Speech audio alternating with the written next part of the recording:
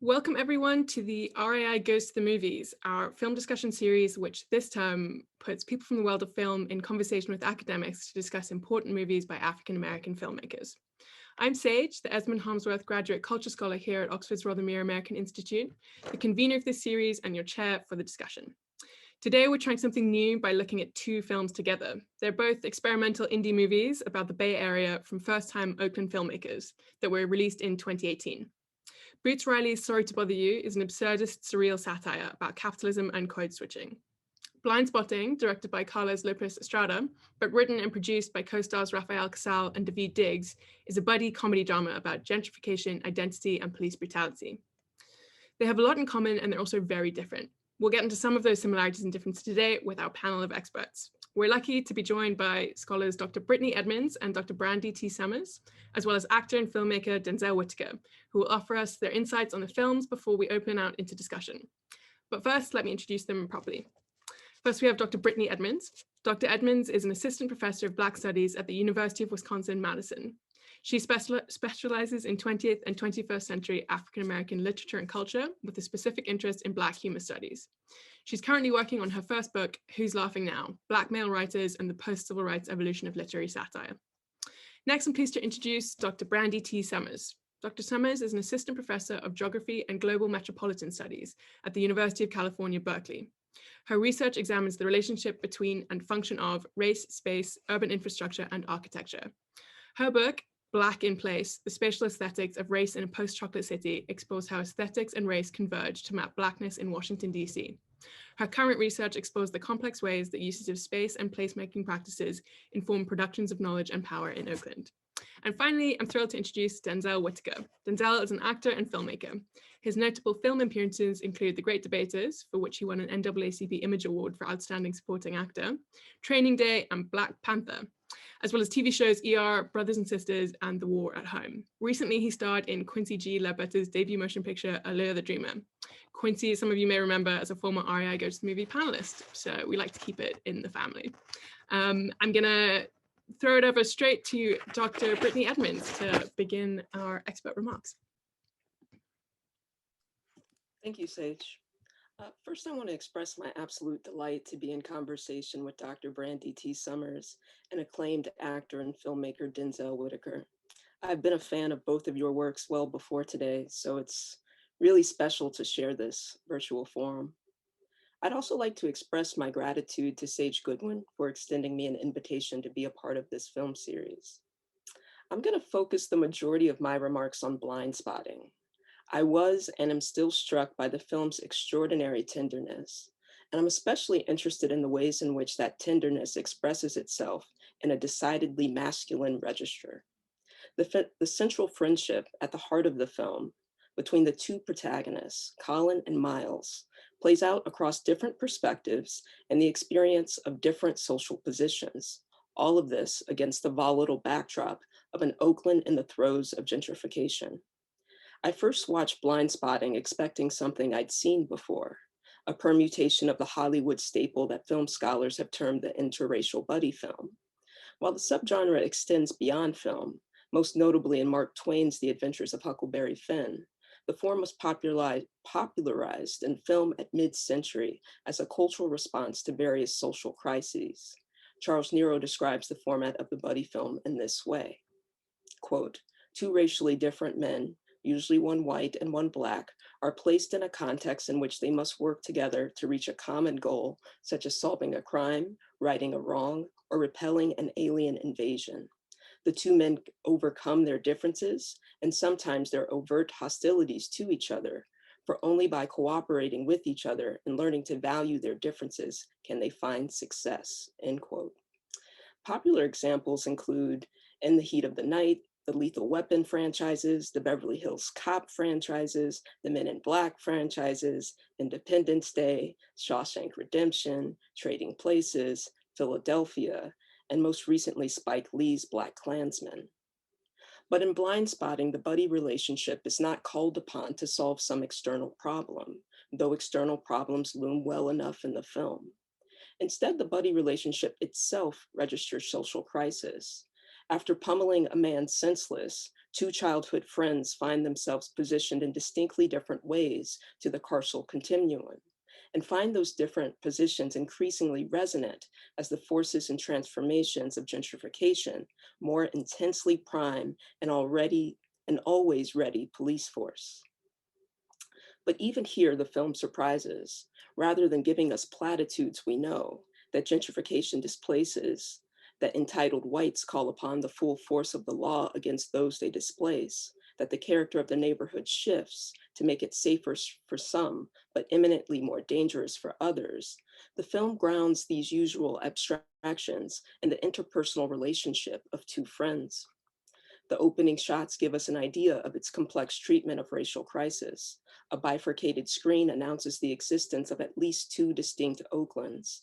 On the left side of the screen, we see Oakland landmarks, Black children dancing, tent cities, Black murals, Black teenagers skating. On the right side of the screen, simultaneously, we see new housing construction, white people taking pictures in front of Oakland landmarks, white people dancing, Whole Foods. Eventually, the two screens lose their easy distinctions. Sport teams flash up on both sides of the screen. A fight on the BART system pops up, a car doing wheelies. Both sides of the screen proclaim Oakland, and the racial and socioeconomic identity of Oakland is not simply by looking immediately clear, which is to say that the film refuses an easy liberal reading. And it also challenges us to think about Rodney King's age-old question: why can't we all just get along? The relationship between Colin and Miles, the stress it's put under, and their continued desire to be connected to each other bring that question to the full consequence of its asking. During the climax of the film, when Miles tells Colin that no one ever questions where he's from, and Colin solemnly agrees before asking Miles to call him a racial epithet, we see Colin and Miles confronting the differences between them as a necessary precondition for preserving their connection. Both Colin and Miles carry trauma as their beloved city changes before them, but the history of their bodies means that they bear that trauma and bear the city's changes in fundamentally disproportionate ways. In the Q&A, I look forward to talking more about the ways we see Colin and Miles respond to the traumas of gentrification, of police brutality, and the ways they work through their trauma as they learn to better relate and to better love each other. Thank you. Thank you so much, Dr. Edmonds, and we'll hand over to Dr. Summers now. Thank you. What an introduction to this conversation. Thank you so much. I also want to echo Dr. Edmonds' gratitude to SAGE for the invitation and for organizing. I'm also thrilled to be in conversation with an incredible artist, Denzel, and a brilliant scholar. Thank you, Dr. Edmonds, again. Just in terms of the films, you know, I've been thinking about them together prior to this panel. And so it's funny that the invitation came as I was still sorting out my thoughts. So I saw both films on the same day in 2018 when I was still living in Washington, D.C. And part of it was I wasn't home. I'm from Oakland. I felt like if I went to the movies and saw two films that were centered in and around Oakland, then I might feel like home. And so Blindspotting was the first one I saw, and the opening scene when I saw Quickway, and I just kind of had these memories that just flooded back to me. It's like, oh my God, I'm home. There was this strange affective kind of connection that I had to the film. And then looking at Sorry to Bother You, recognizing, you know, Boots Riley, I was familiar growing up with his music. And so again, it was this connection to my personal history that was really important as I tried to sort out different ideas about Oakland, particularly as a Black city, despite, you know, the ways that the Black population has just plummeted over the last 10 or 11 years. So in thinking about both films, you know, we have Sorry to Bother You, where we're seeing, you know, the everyday lived realities of gentrification and austerity, which really has us see where the limitations are, where people can be in various cities, including mid-sized cities like Oakland. Then we have Blindspotting, where, we have the affective dimensions of gentrification, and where you're seeing outsiders, visually marked, not only by the actual bodies that are in the frame, but also thinking about the gentrification aesthetics that end up showing up in the architecture, the homes that are out of place. So in contrast to the natural environment, the use of oak trees to demonstrate both the life and death of Oakland cities as well. And so, I have been thinking about these projects in particular to look at the ways that specifically Black Oaklanders have been using Afrofuturist dystopian imagery, as well as American urbanism, more so for the consumption of a transnational audience to imagine Oakland as this contentious site for Black liberation. In particular, I'm really trying to figure out how these films navigate potential conditions of possibility and how they really capture contemporary urban processes like displacement, but then also how they kind of take on representation and power. So I think it's important to see film as a visual form, especially as it relates to placemaking, in order for us to look at the ways that artists specifically draw on the exceptional, the ephemeral, and also the absurdist realities to craft Oakland's spectacular and speculative Black future. So I want to be quick, Sorry to Bother You Again is really embracing and countering dystopian visions of the urban future as a way to deal with uncertainty, where it seems as though Blindspotting is constructing this love letter, as Dr. Edmonds just said, tenderness to the people who remain despite this overwhelming displacement and dispossession of longtime Oakland residents. And thinking about the moment that we're in now and have been over the past year, beginning actually in May 30th of 2020, there were protests in downtown Oakland that were in place to really speak out against the killings of George Floyd, Breonna Taylor, and honestly countless African Americans who had been murdered by police officers. And so the protests that were unfolding were happening, of course, in the midst of health inequities that have been magnified by COVID-19. We're seeing these racialized police violence highlighted, as well as a global concern over anti-Blackness, as well as this shrinking and privatization of social services due to several years of austerity. And so these protesters have been demanding structural changes in how the state polices communities, and also this redistribution of resources that they were asking for to underfunded and disinvested Black and Latinx communities. So in Oakland, for years, its Blackness in particular has operated as this productive aesthetic that's been instrumental to the formation of anything from cultural imagery to political movements and organizations like Black Power and the Black Panther Party. But more recently, in terms of prison abolition and the movement for Black lives. So activists and residents are not only looking to eradicate the racialized and gendered violence that's enacted by the state, but they're also imagining a different way of relating to each other and to the spaces that we used to inhabit in a lot of cases, or really still do. So most recently last year, both San Francisco and Oakland were named the most gentrified cities in the United States. And so the impact of gentrification, we have rising rents, we have ridiculously high property values, as you saw in Blindspotting, as well as new construction, which you also saw visually in Blindspotting. It's led to these radical changes to Oakland's constitution. And there's this combination of urban restructuring, racialized disinvestment, think about the technology and financialization booms, and really the devastating impact of the Great Recession in 2008, and Oakland really reeling from Oscar Grant's murder as well at the same time. So we have, Oakland's formerly prominent Black population just has dwindled precipitously, and the city's lost nearly a quarter of its Black population, like I said, in the last 10 or 11 years. So for me, growing up in Oakland, I saw the ways that the local and also the national media and honestly, Bay Area residents, when I'd have to travel to the suburbs for track meets and such, they contrasted the racialized landscape of Oakland as this impoverished, dangerous, hazardous, and corrupt city and compared it to the pristine and upscale white neighborhoods of San Francisco and other neighborhoods in Marin County. And so Oakland ended up being cast aside as this murder capital. Literally, I mean, in the news, it was constant. And so for me, Oakland's reputation really never matched the experiences of living here. In Oakland, I saw Black folks constantly negotiating, their experience and movement through the city. And so while Oakland remained culturally and spatially segregated through the 1990s, there were events like the Festival at the Lake and going to places like Eastmont Mall, where Oakland was this place where Black people developed a robust and diverse culture, economy, and social life. And I highlight the Blackness of the city for several reasons, primarily as we think about our current times. Black and Indigenous populations in Oakland are the only ones that are going down, whereas white, Latinx, and Asian populations are going up.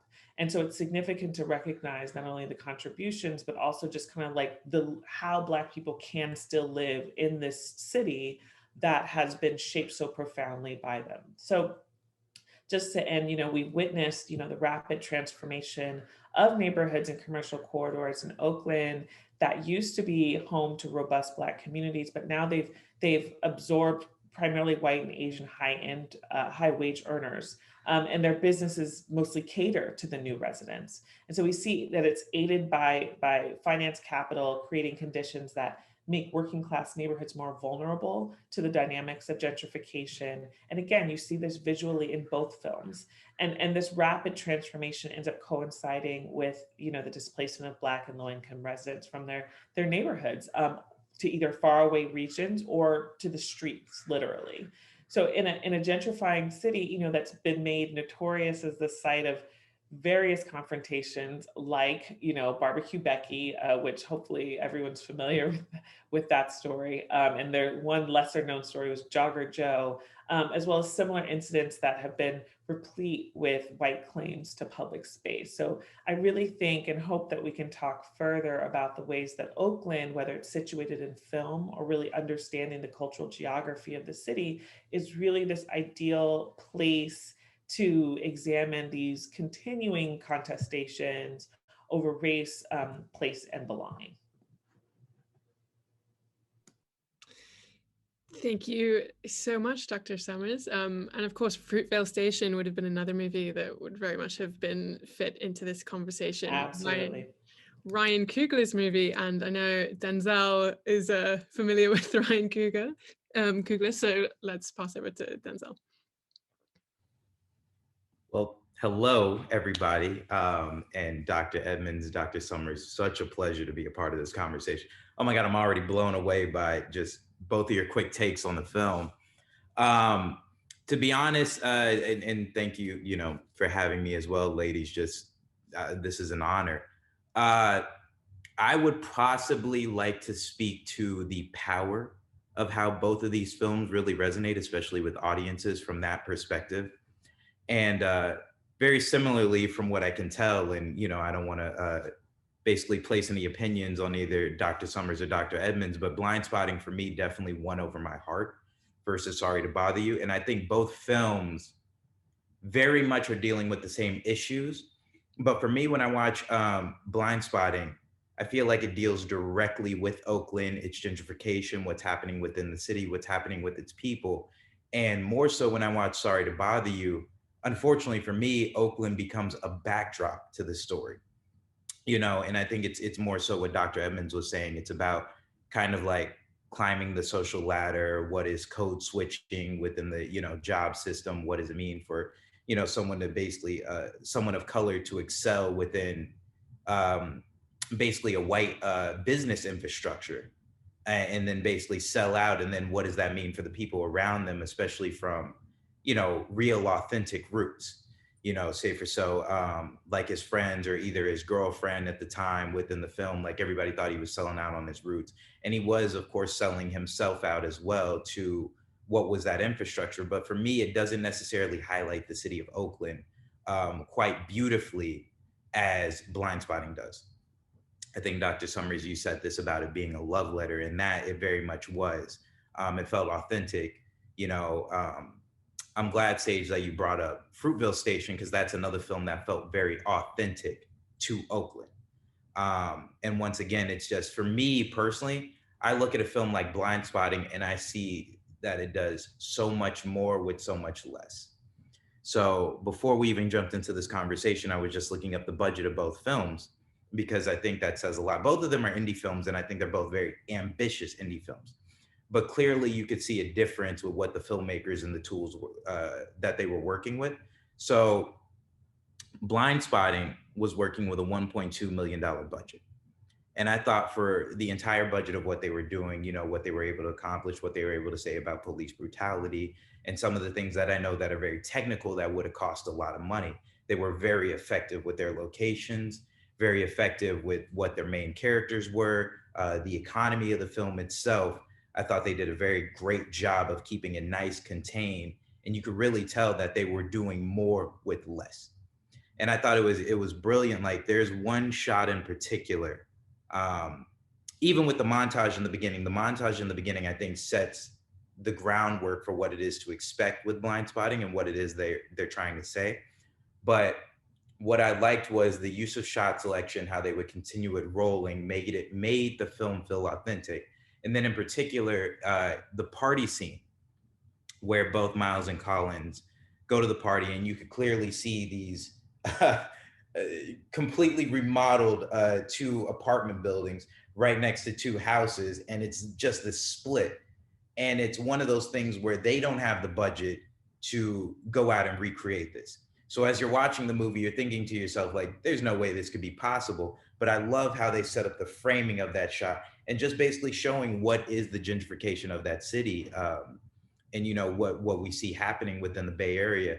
It's so beautifully composed, and even within that shot, without the character saying anything, it tells you everything you need to know about this story, and what's happening, and what is that divide.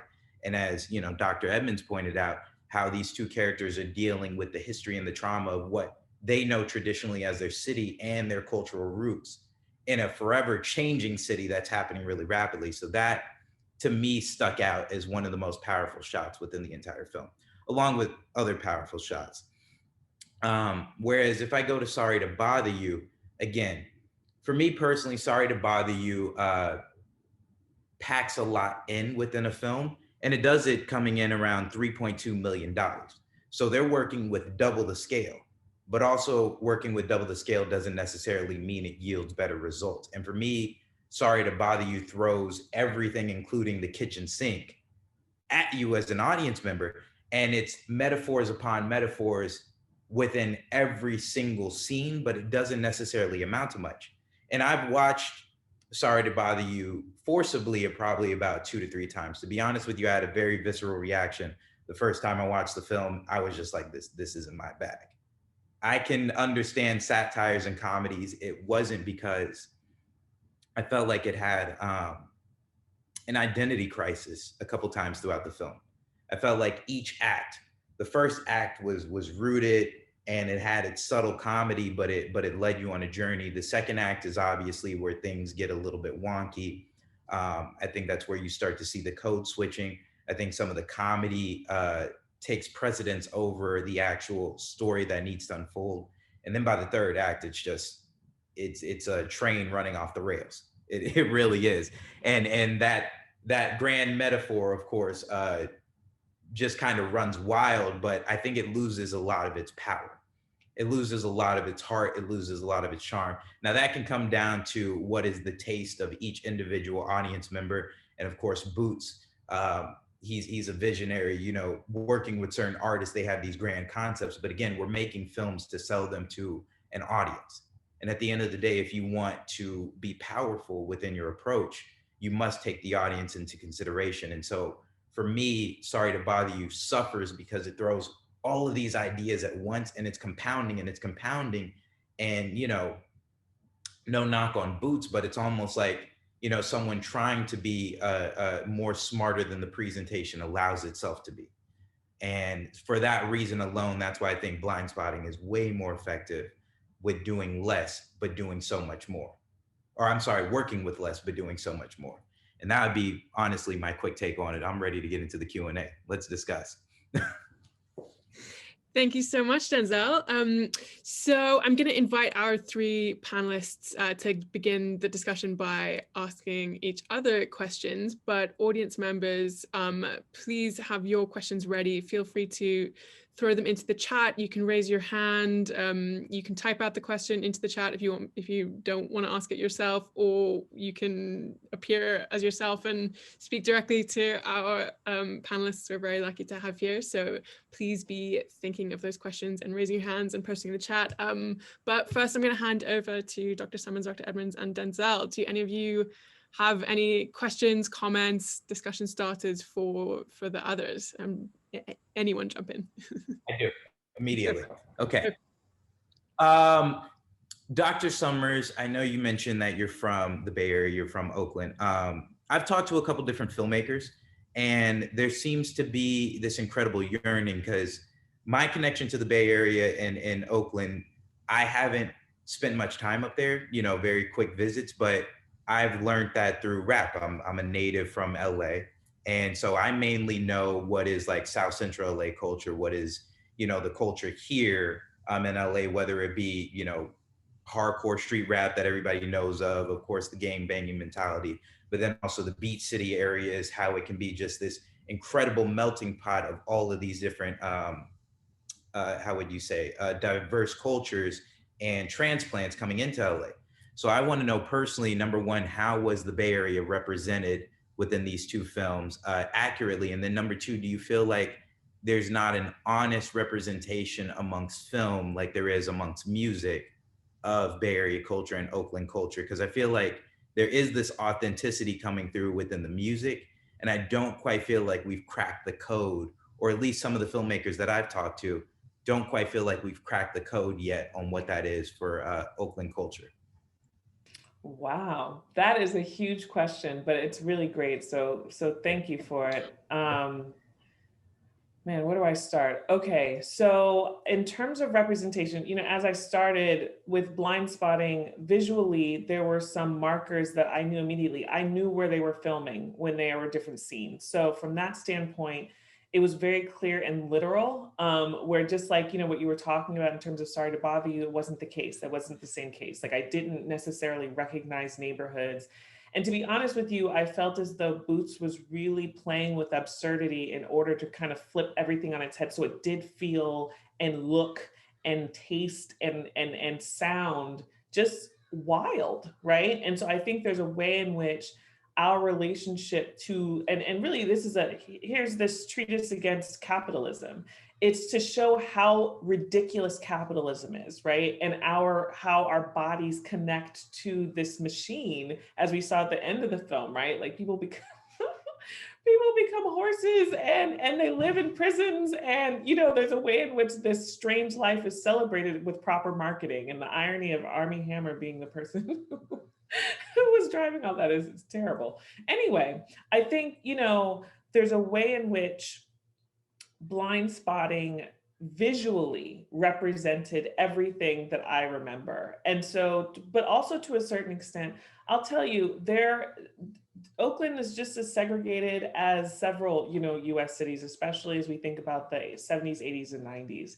And so I grew up in East Oakland, and I didn't have a lot of, let's say, experience with West Oakland as a result.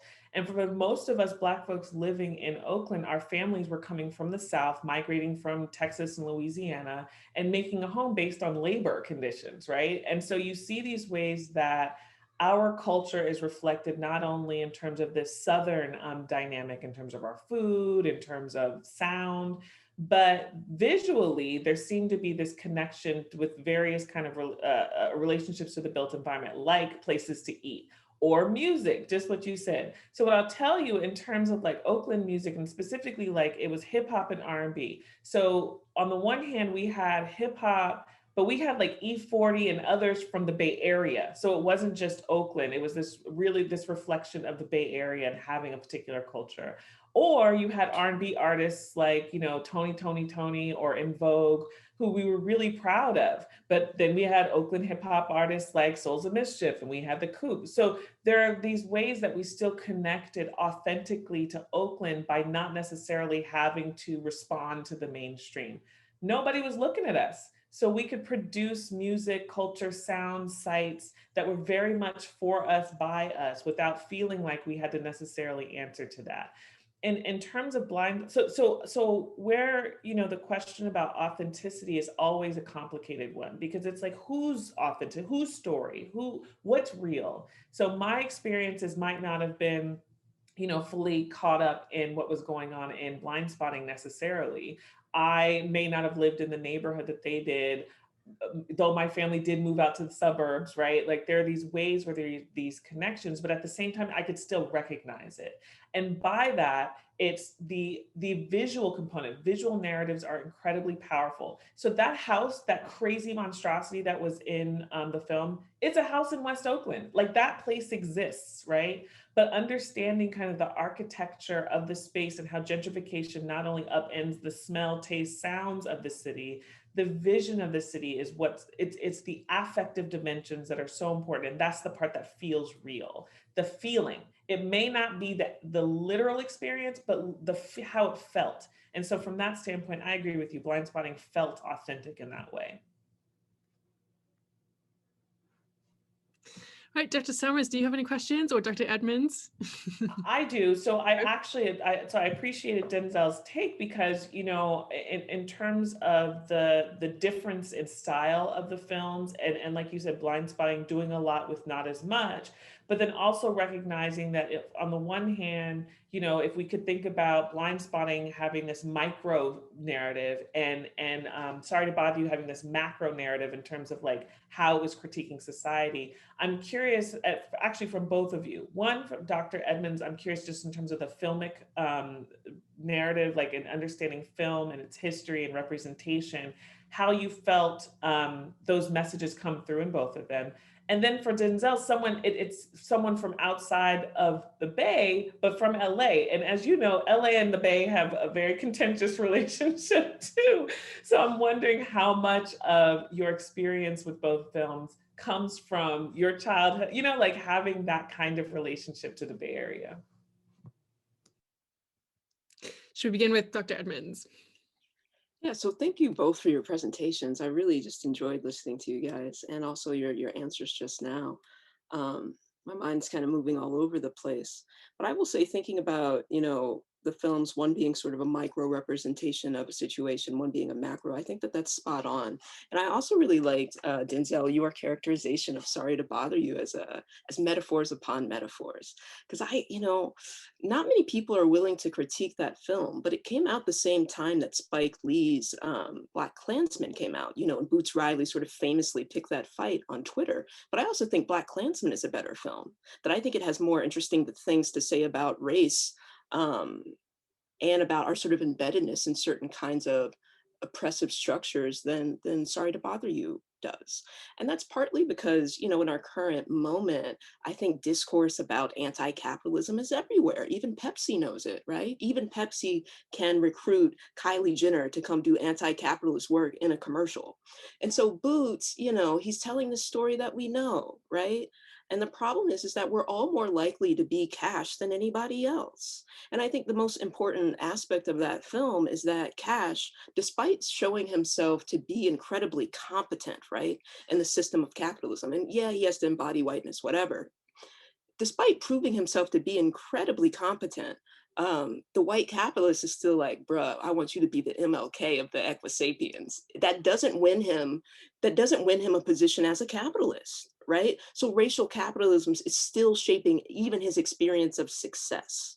And I think even that is not what makes Cash, be like, oh, this is not for me. Instead, what makes him be like, this is not for me is just seeing the horses, And so, for me, the macro story that Sorry to Bother You is telling is easy, and that's why I think it's such a popular film. I mean, it's everyone knows, yeah, capitalism exploits us, but everyone's still trying to get coin, that's the issue, right? We're trying to figure out, what do we do about these sort of oppressive social forces that really shape us? They shape our lives, they shape how we relate to each other. And I think that's why I like Blindspotting so much, is that it refuses to offer answers. And a part of that is evasive, sure. It's just like, we're gonna just focus on this friendship, right? And how it changes as the city changes, right? And how it's inflected with all these different forms of inequality, how it's inflected by the different ways that certain bodies bear um, state violence, you know, et cetera, et cetera, et cetera. And the reason why, again, why I like it so much and why I think it's so powerful is that it really centers masculine modes of feeling and masculine ways of being in the world. And so how it is these men sort of process their trauma, it's not a portrayal that I've seen a lot, right? And I appreciated seeing what male tenderness looks like on screen. I also really appreciated, you know, when I was thinking about talking about the two films together, I was going to focus on the rapping aspect because that's my favorite scene in Sorry to Bother You. And I saw the film when I lived in Brooklyn, and I saw it, I forget what theater I saw it in, but it was with like there were a lot of white people there, and no one laughed during the scene where like Cash gets up and just starts yelling like inward stuff, right? But it made me laugh. I was just out. I was like, oh, I can't believe this is in a movie. I can't believe this is in a movie. This is crazy. So that's my favorite scene. But no one in the theater laughed, and so I was just like, okay. But anyway, I was gonna connect rapping because you know the actual bars that Colin has in Blindspotting are great. They are really excellent. And when he's in the basement talking to the cop, he has that gun aimed at him. He says, "Y'all are conditioned to listen to a black man rapping, so that's what I'm gonna do, because that's the only way I can get you guys to listen to me." And I just thought that was such a great point about how Black masculinity is allowed to be in public, right? Which is a sort of fraught conversation that's being had over the course of the film between Colin and Val, right? But also between obviously all the sort of things that are being highlighted in the film. So that those are just some quick thoughts on the micro and macro. But yeah, I mean, I agree with what you all have been saying. So. Oh, wow. So my mind just went total different things. I have so many questions for you ladies right now. You just stirred the pot, Dr. Edmonds. Um, One of the things I'm so glad you brought it up between Black Klansmen and Sorry to Bother You. And again, this is no knock on Boots, but to me, that, again, from a filmmaking perspective, that's just seeing a very seasoned filmmaker versus a first time filmmaker. And again, what do you do with all of these grand ideas that you try to distill within one script? So ultimately, like you said, Cash really doesn't have his revelation until he actually sees the horses, which, to be honest, that still sort of tracks to me, because I think as you were talking about, you know, how do we rise within a capitalistic system? You know, how do we become the head capitalist while fighting basically our past? Sometimes you do put things aside, like your moral compass, until something wild, you know, sort of blows your mind. And then all of a sudden it's like, oh my God, how far have I strayed away? Um, so I do think that works. It's just how we took that journey to get there. And I'm not going to sit here and keep knocking Sorry to Bother You, because I do think there's merits to the film. But I want to go back to your original question, Dr. Summers, before I go on all of these tangents. I do want to talk to you ladies both about the scene in Blindspotting between Miles and Collins. And Colin, and basically when he confronts him with the racial epithet about like, but you are an N-word. I don't know who our audience is. I'm not going to go there. But I do want to talk about that in particular, because I thought that was such a powerful moment. And I would like to almost speak on that as I'm somebody who grew up around a predominantly white area. So I had a lot of white friends, and that was sort of a mix between us. But before I go into tangent, let's write the notes down. Dr. Summers, what was the question you had for me? I'm so sorry. I want to just stay on topic. I was asking you about, since you said you were from LA, so just this Yes. relationship to the Bay Area in terms of your reading, specifically of Sorry to Bother You. And looking for authenticity, right? And recognizing that it's through music that you've gotten to know authentic Oakland or the Bay, and what's kind of jarring about Sorry to Bother You, in addition to the other critiques, which I want to talk about. But I'm curious in terms of your relationship, and also given, you know, the Bay LA beef, like it's, you know, beef. Yeah. Which is funny, because all it is we're searching for our identity. The Bay and LA beef to me is no different than the LA New York beef. It's all we're trying to claim like, nah, but this is our flavor over here. We might use a little bit more seasoning in our pot than maybe, you know, your lemon pepper or whatever it may be. That's what the beef is to me.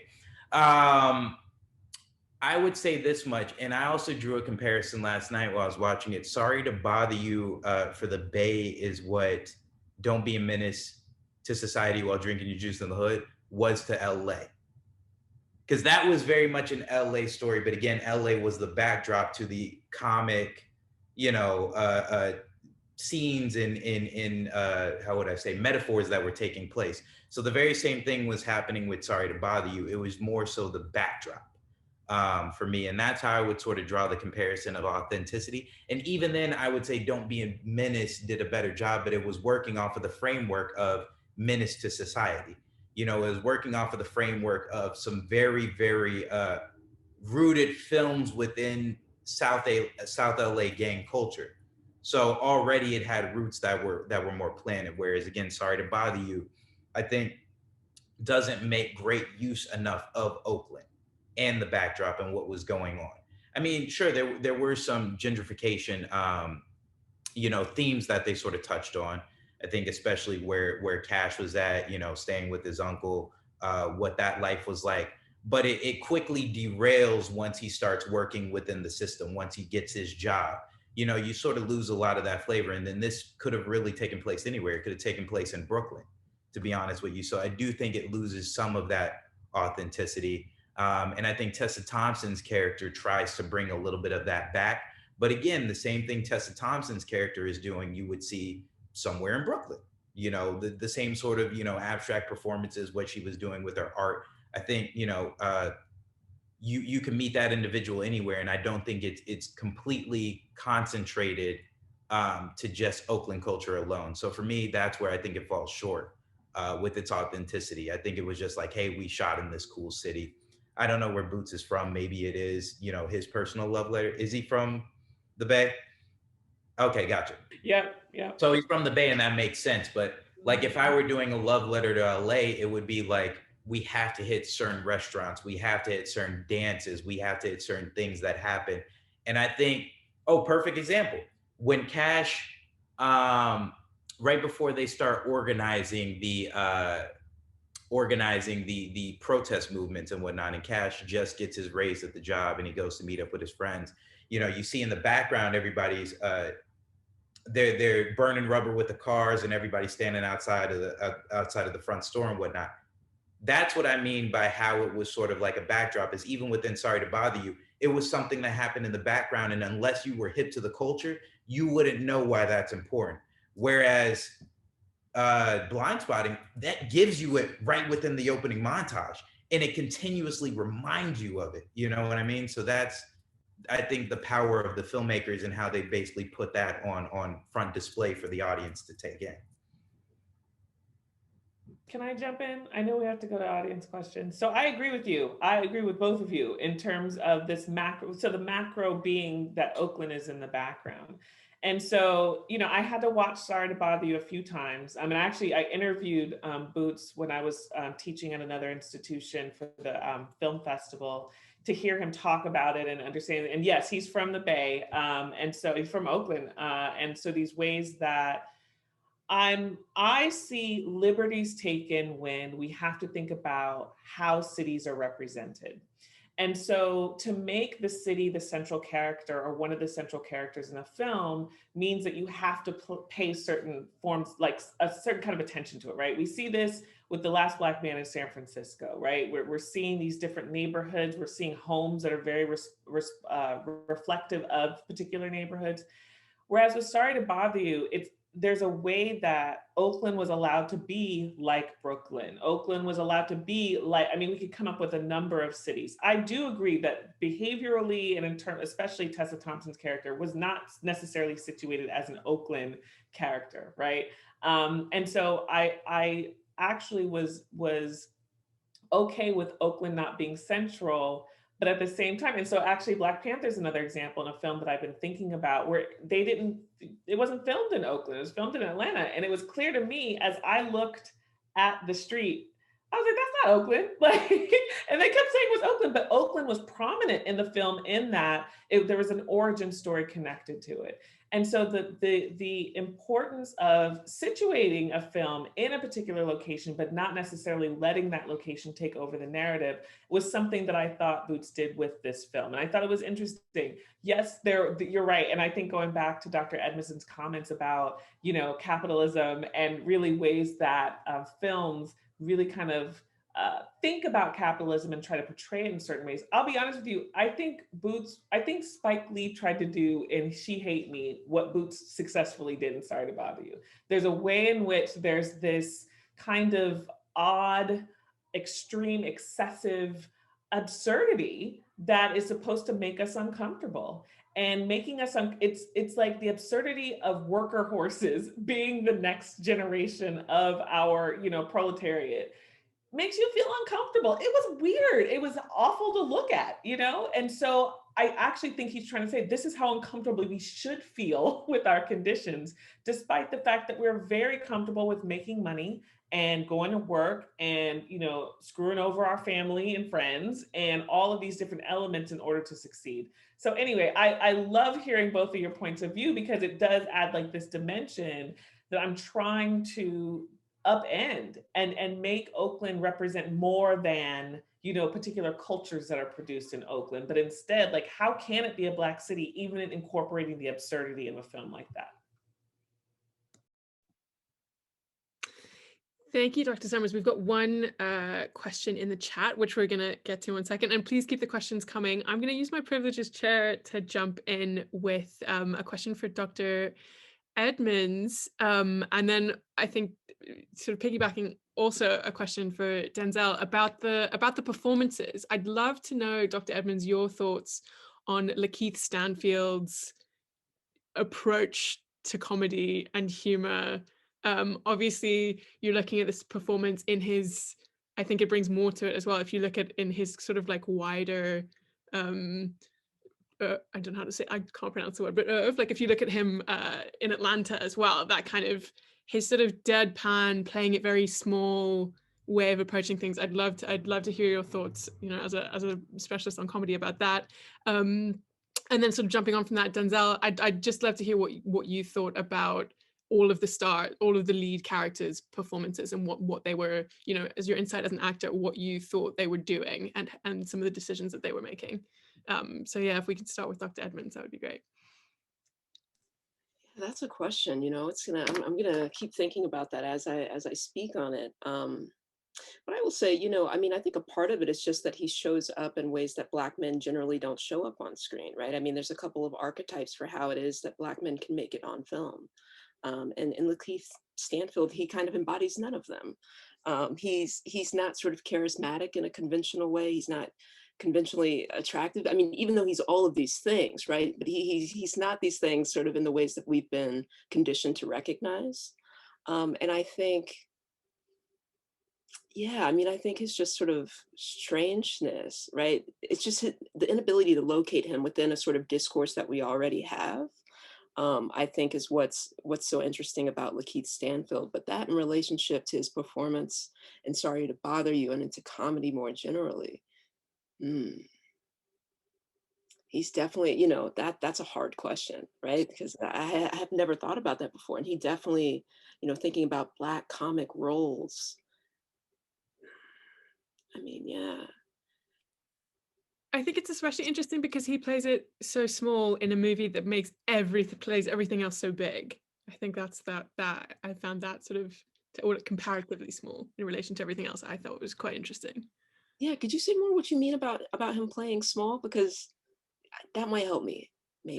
I think his just his sort of tendency to he's very monotone. He's very he's very monotone. He's quite deadpan.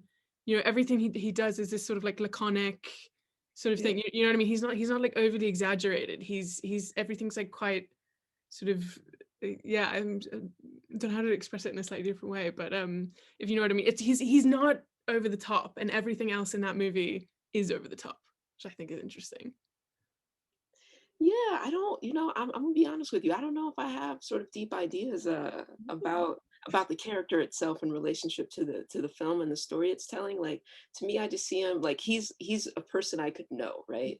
So it's not so odd to me, but you know, I just see him as someone who's like, oh, there's a come up, and then he's trying to get it, right? He's living in a garage, you know, and he's just trying to like not live in that garage because that sucks.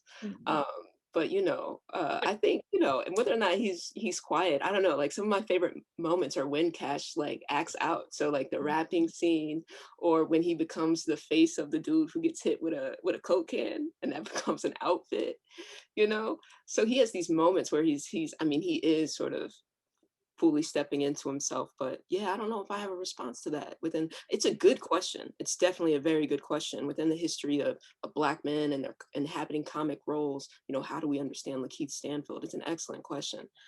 But off the top of my head, I'll be honest with you, I can't go No, there. but what you're saying, I think, is so right, that we can't place him in any script that we're familiar with, and I think that's what makes him a really interesting actor and character. So Denzel, do you have any thoughts on Lakeith's performance and Daveed Diggs and Rafael Casal's performances? Absolutely. So I could definitely speak to that. I happen to have had some interactions with Lakeith. Great dude. I really admire all of his performances, from Atlanta to Get Out.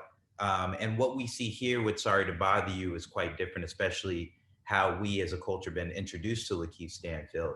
So I remember watching him in Get Out, and it was such like a wonderful, normal performance that, again, kind of how Dr. Edmonds has said, what we've been accustomed to from a Black man.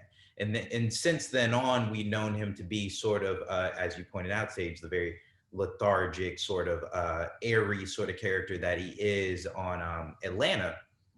So here he gets to be the straight everyday guy. Lakeith is very good at subtle subtext. He's very good at keeping it minimal. And that's one of his strengths. One of his strengths, honestly, just within the industry as a whole, is you don't know if he's doing performance art or not. As somebody who's an actor and happened to cross paths with him a couple times, like sometimes I'm like, brother, are you still in character?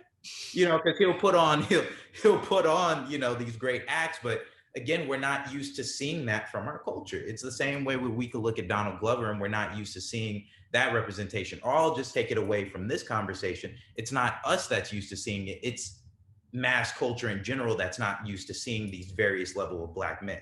I fight this all the time within my industry of like, we're so used to being, you know, designated to these two type of Black men, you know, the strong, gotta be tough, can never show emotions, you know, gotta be the Denzel Washington and Equalizer, or we have to, you know, be the guy from the hood. We have to be the characterization of what they know us to be, or the ghettos they've segregated us to. So just the very same way we see Donald Glover, who can be from a middle class background, who could be a little bit more nuanced, who could be a little bit more lively and colorful. The same way we see Lakeith Stanfield, who could be a little bit hard to place the mark on, could be a little bit more abstract than we're not used to seeing. And I think what he does in Sorry to Bother You that contradicts who his everyday character is he plays the subtle everyday guy. So all of the crazy stuff around him allows us as an audience to be like, oh man, I really relate to this dude. Because Lakeith seems like a guy that's very relatable in this film. So I thought he did an incredible job. I thought Tessa Thompson did an incredible job as well, playing the love interest. I mean, I hate the scene and it's so ridiculous, but when they're throwing the sheep's blood and the cell phones at her commitment to that scene is beyond none. So I give her so much credit for that scene as an actress. She really sold it without taking it over the top. Jumping to Blindspotting, I think Daveed Diggs and Rafael Casal, they wrote to their strengths. You know what I mean? Because there's a lot of what Daveed does theatrically that permeates into Blindspotting. And I never think it got out of hand because, again, they wrote playing to their own strengths. The same way with Rafael Casal. I don't know Rafael personally. I haven't seen a lot of his work. I know he's fairly, you know, unknown as an actor. We haven't really seen too much of his work, but I think it was phenomenal. And excuse me if I'm misquoting this, but I thought it was phenomenal what he did. He totally sold it as a believable white dude who grew up around Black people his whole life. So again, going back to that trajectory of where I'm from, you know, I've had many white friends growing up, and we've had that very same problem with the use of the N-word. You know, they get a little bit too comfortable. You know, they're their homies. You give them certain liberties. I hang with your moms. Like, she cooks me dinner as if I'm her own family member, even though I'm the only Black kid at an all white table. But then, you know, there is this certain comfortability where, like, that's my brother, but you can't call me that, and vice versa. And I think Rafael, like, completely embodies that character. From the minute you watch the opening scene between him and David, it seems like a brotherhood that's lasted forever. And I think that speaks to them as writers, and who they were. And I think obviously the leading ladies, the supporting character as well, who not only plays Val, and I'm blanking on the other character name, but I thought they did very well.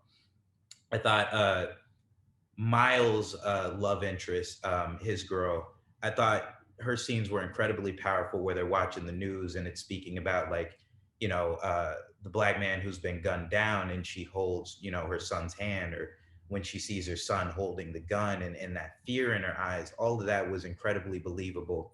And for me, you know, I really enjoyed the character performances. I thought on an indie level, these were performances that were great on both ends of the spectrum.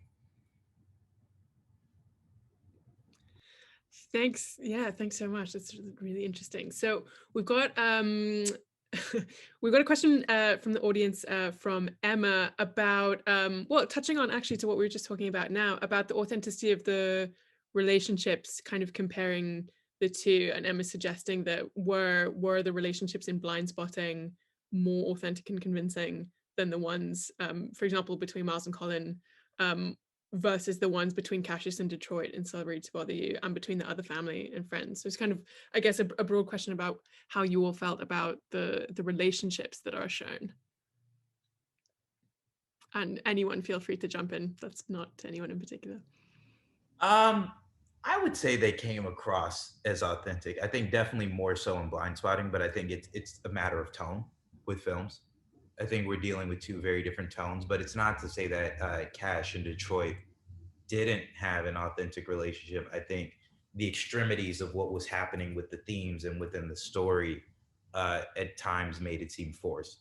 But like, if you look at the tender moments at the beginning of the film where they're lying in bed, and you know, he's sort of expressing her doubts, and she was able to sort of quell those doubts, or then once he starts making money and she calls him out for it, I think that's where it finds its authentic voice, between the two characters. And very similarly between Miles and Collins, like I just said, that to me registered incredibly authentic between the two. Well, they met in high school, and they met at Berkeley High. So they've been friends for a really long time. And there's a way that Blindspotting was somewhat autobiographical, in that sense. And so you felt that when you're watching the film, that they've clearly known each other for a long time. And the relationship seemed, again, you know, very real. It didn't seem as though they had to act that closeness. Even actually, I love scenes when they have like moms or parents or relatives. So the recognition of a parent knowing, you know, the friend, those are always good scenes to see how comfortable the characters are, and how well they're kind of melded as friends. I still like, even in Sorry to Bother You, I'll be honest, it's so funny. I don't actually think that any of the relationships felt really authentic. I felt like there are ways that there was an alienating process that made it seem as though Cash's character could just kind of move around. And as far as, you know, thinking about Lakeith Stanfield's strongest performances, it's when he's that weird dude. Even most recently with Judas and the Black Messiah, he's just kind of a quirky, can't really follow him, kind of on his own, but then part of the group, but then not. And so he seemed to kind of take on that role in Sorry to Bother You as well. So the sanctity of various relationships, I mean, I think it's a privilege to be able to have a closeness, right? And so there's a way that perhaps in Sorry to Bother You, the fact that, his girlfriend goes and sleeps with another man, and all these other elements that happen due to the conditions, due to economic conditions, due to social conditions, tell you again the ways that relationships are fraught and are impacted by, various social elements. Thank you so much, Dr. Summers. So we have come up to our 1 hour mark, and we don't have any more questions in the chat. I think the audience have actually just all been enjoying the discussion between yourselves. But so we will wrap it up there. But I just want to give you, the three of you, the opportunities for any final closing comments, remarks, final questions. Feel free. I want to thank my co-panelists again. This is great. I haven't talked about these films out loud with people in a long time, so it's really great to hear your perspectives, and to recognize again, like, these different elements that I didn't catch, right? That I didn't see at first. So it's really, I've been really happy to hear both of your perspectives from that standpoint as I finally put pen to paper and actually write down some thoughts about them instead of just dreaming about it. So thank you both. Yeah, I'm going to echo what Dr. Summers said. I mean, I've just learned so much from this conversation. And so I'm thinking about these films more deeply now. So thank you to my co-panelists. And thank you again, Sage, for the invitation.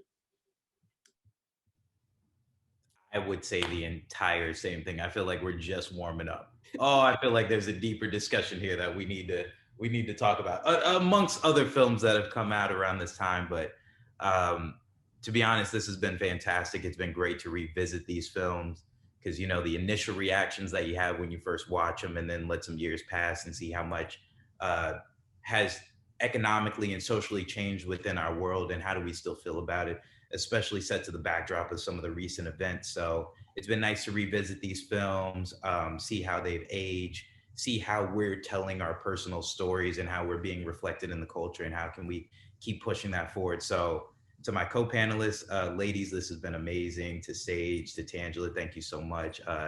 This was awesome. Thank you, guys. Okay, well, thank you. Can I extend a big thank you to all of our panelists? It's one of the problems with being online is we can't have everyone clap, but I'm sure everyone is giving you a big clap. This was a really great conversation. Thank you all so much for joining us. And thank you to everyone in the audience that that came tonight. Don't miss, in a fortnight, we have our final one in this series. We're going to be talking about The Watermelon Woman. It's going to be a great conversation. I'm really excited for that one. So please stay tuned to the RAI's Twitter for information on that. But yeah, thank you all so much. Yeah, it's been really great. Thank you.